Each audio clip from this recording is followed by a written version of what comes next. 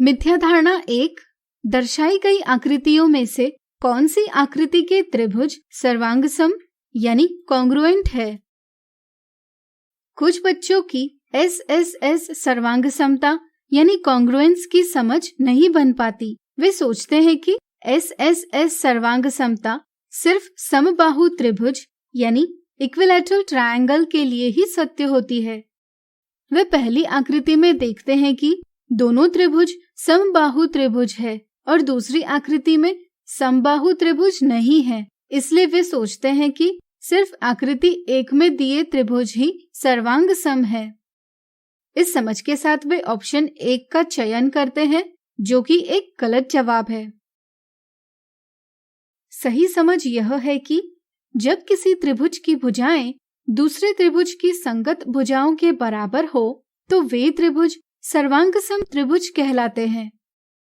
त्रिभुजों की सर्वांग समता के इस प्रतिबंध को भुजा भुजा भुजा यानी साइड साइड साइड प्रतिबंध कह सकते हैं। इसे संक्षेप में एसएसएस प्रतिबंध कहते हैं।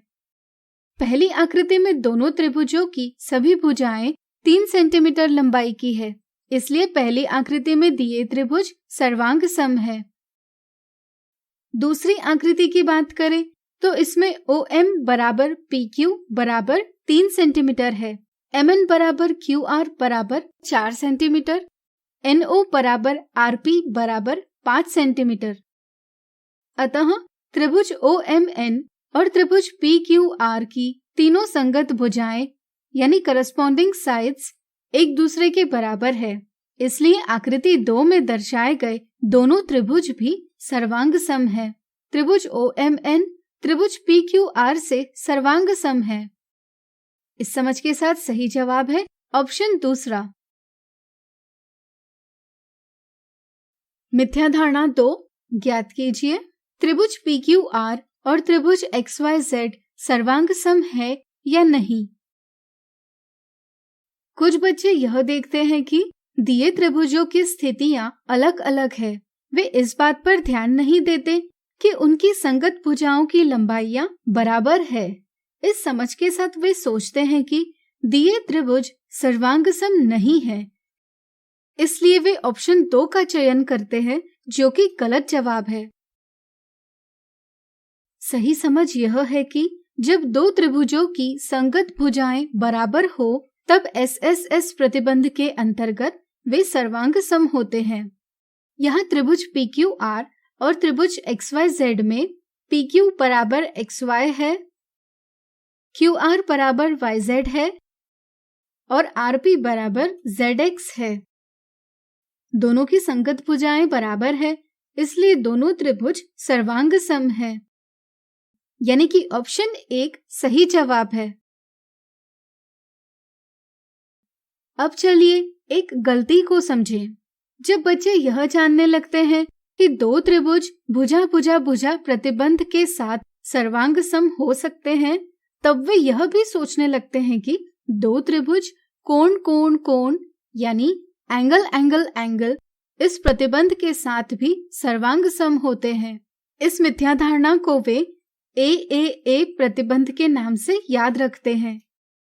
चलिए जानते हैं कि उनकी समझ सही है या गलत। आप जानते हैं कि एक समबाहु त्रिभुज की सभी भुजाएं बराबर होती है और प्रत्येक कोण की माप 60 डिग्री होती है। चलिए एक समबाहु त्रिभुज बनाने की कोशिश करें। हम 5 सेंटीमीटर लंबाई का रेखाखंड BC खींचेंगे। फिर प्रकार में रेखाखंड BC के बराबर लंबाई लेकर B से एक चाप यानी आर्क खींचेंगे। प्रकार में ली गई लंबाई समान रखकर हम C से पहले चाप को काटता एक और चाप खींचेंगे। प्राप्त प्रतिच्छेदन बिंदु A को B और C से जोड़ने पर हमें त्रिभुज ABC प्राप्त होगा। चांदे से अगर हम इसके कोणों की माप ले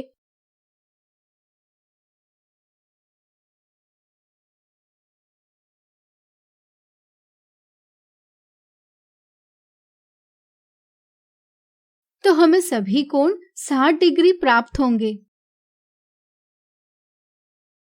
क्या हम एक समबाहु त्रिभुज बना सकते हैं जिसकी भुजा की लंबाई 6 सेंटीमीटर हो? सोचिए सोचिए। अगर हम ऊपर दी गई विधि से त्रिभुज PQR बनाएं तो हमें एक समबाहु त्रिभुज प्राप्त होगा। अगर हम इस त्रिभुज के कोणों की माप लेंगे तो इस स्थिति में भी हमें सभी कोण 60 डिग्री माप के प्राप्त होंगे। हम देखते हैं कि त्रिभुज ABC और त्रिभुज PQR दोनों के सभी कोण 60 डिग्री है। तो क्या वे सर्वांग सम है? सोचिए सोचिए। नहीं, क्योंकि इनके संगत भुजाओं की लंबाइयां समान नहीं हैं। इसलिए सिर्फ कोणों के आधार पर दो त्रिभुज सर्वांग सम है या नहीं यह बताया नहीं जा सकता। इसलिए AAA प्रतिबंध से त्रिभुजों के सर्वांग समता की जांच नहीं की जा सकती। इसी तरह आप त्रिभुजों के इन युग्मों को देखकर भी यह ज्ञात कर पाएंगे कि इनके संगत कोण बराबर है, लेकिन वे सर्वांग सम नहीं है।